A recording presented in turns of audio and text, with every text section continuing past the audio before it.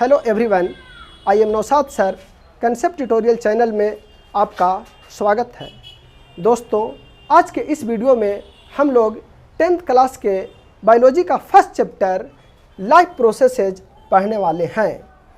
दोस्तों, इस चैप्टर का फर्स्ट टॉपिक है कैरेक्टरिस्टिक ऑफ लिविंग बींग्स। सबसे पहले हम लोग लिविंग बींग्स के कैरेक्टरिस्टिक के बारे में पढ़ेंगे। लिविंग बींग्स की क्या खासियत है, लिविंग बींग्स के अंदर क्या होता है, सबसे पहले हम लोग ये जानेंगे। दोस्तों, लिविंग बींग्स में मूवमेंट होता है, यानी लिविंग बींग्स एक जगह से दूसरा जगह चल करके जा सकता है। लिविंग बींग्स में ग्रोथ होता है, यानी लिविंग बींग्स छोटा से बड़ा हो जाता है। लिविंग बींग्स को फूड, एयर, वाटर की ज़रूरत पड़ता है। दोस्तों, बिना फूड, बिना एयर और बिना वाटर के लिविंग बींग सर्वाइव नहीं कर सकता है। लिविंग बींग्स में रिस्पायरेशन होता है, यानी वो श्वास लेता और छोड़ता है। बिना रिस्पायरेशन के लिविंग बींग सर्वाइव नहीं कर सकता है। नेक्स्ट टॉपिक है लाइफ प्रोसेसेज। दोस्तों, लाइफ प्रोसेसेज क्या है? वे सभी एक्टिविटीज़ जो लिविंग बींग्स के अंदर होता है, जिसके कारण लिविंग बींग्स सर्वाइव करता है, वे सभी प्रोसेसेज को हम लोग लाइफ प्रोसेसेज कहते हैं। वे सभी एक्टिविटीज जो लिविंग बींग्स के अंदर होता है, जो लिविंग बींग्स को सर्वाइव करने के लिए इस अर्थ पर ज़रूरी है, जैसे nutrition, respiration, excretion, control and coordination, ये सारा प्रोसेस को एक साथ में हम लोग लाइफ प्रोसेसेज कहते हैं। दोस्तों, लिविंग बींग्स को एनर्जी की रिक्वायरमेंट होता है, क्योंकि लिविंग बींग्स के अंदर बहुत सारे एक्टिविटीज़ होता है। ये सभी एक्टिविटीज़ को फुलफ़िल करने के लिए उसको एनर्जी की ज़रूरत होता है, और ये एनर्जी फूड से मिलता है। इसी फूड को हम लोग न्यूट्रिएंट्स कहते हैं। वह सब्सटेंस जो लिविंग बींग्स खाता है, उसको हम लोग न्यूट्रिएंट्स कहते हैं। दोस्तों, नेक्स्ट टॉपिक है nutrition. The process of intake of food and obtaining energy from its is called nutrition. दोस्तों, फूड को खाना और उससे एनर्जी ऑब्टेन करना न्यूट्रिशन कहलाता है। न्यूट्रिशन दो टाइप्स का होता है, एक है ऑटोट्रॉपिक न्यूट्रिशन और दूसरा है हेटरोट्रॉपिक न्यूट्रिशन। वैसा न्यूट्रिशन जिसमें लिविंग बींग्स अपना फूड खुद से सिंथेसाइज कर लेता है, उसको ऑटोट्रॉपिक न्यूट्रिशन कहा जाता है। और जिसमें ऑटोट्रॉपिक न्यूट्रिशन होता है, उसको ऑटोट्रॉप्स कहा जाता है। ग्रीन प्लांट्स और ऑटोट्रॉप्स। दोस्तों, जैसा कि हम लोग जानते हैं, ग्रीन प्लांट्स में फोटोसिंथेसिस होता है। ग्रीन प्लांट्स खुद से अपना फूड सिंथेसाइज कर लेता है, जिसके वजह से ग्रीन प्लांट्स में ऑटोट्रॉपिक न्यूट्रिशन होता है, और ग्रीन प्लांट्स को हम लोग ऑटोट्रॉप्स कहते हैं। Green plants carbon dioxide, water, chlorophyll और सनलाइट, ये चार चीज़ के प्रेजेंस में वो खुद से अपना फूड सिंथेसाइज कर लेता है।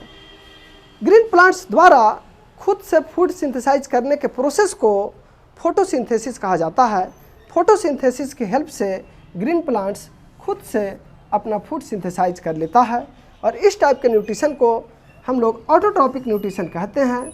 और जिसमें ऑटोट्रॉपिक न्यूट्रिशन होता है, उसको ऑटोट्रॉप्स कहते हैं, यानी ग्रीन प्लांट्स और ऑटोट्रॉप्स।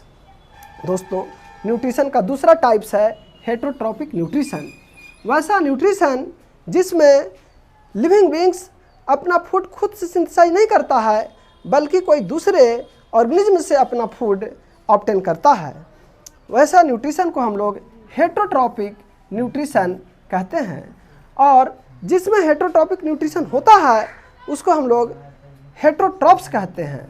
दोस्तों, जितना भी एनिमल्स है, वो अपना फूड खुद से सिंथेसाइज नहीं करता है, बल्कि वो अपना फूड कोई दूसरे प्लांट्स या कोई दूसरे एनिमल से लेता है, यानी एनिमल्स आर हेटरोट्रॉप्स। दोस्तों, हेटरोट्रॉपिक न्यूट्रिशन के भी टाइप्स हैं। हेटरोट्रॉपिक न्यूट्रिशन 3 टाइप्स का होता है। पहला है सैप्रोट्रॉपिक न्यूट्रिशन।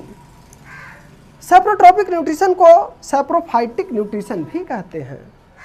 दोस्तों, वैसा न्यूट्रिशन जिसमें लिविंग बींग्स अपना फूड कोई डेड प्लांट या कोई डेड एनिमल से लेता है, उसको सैप्रोट्रॉपिक न्यूट्रिशन कहते हैं।